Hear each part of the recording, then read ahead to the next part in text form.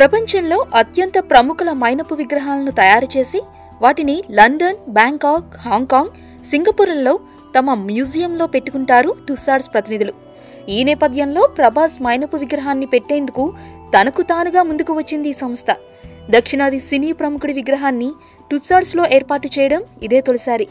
Baahubali cinema ద్వారా ప్రభాస్కి ఈ గౌరవం దక్కింది.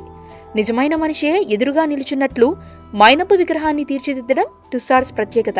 అయితే తాజాగా బ్యాంకాక్లో తమ మ్యూజియంలో ప్రభాస్ విగ్రహాన్ని పెట్టినప్పటి నుండి దానిని చూసేందుకు జనం ఎగబడుతున్నారట.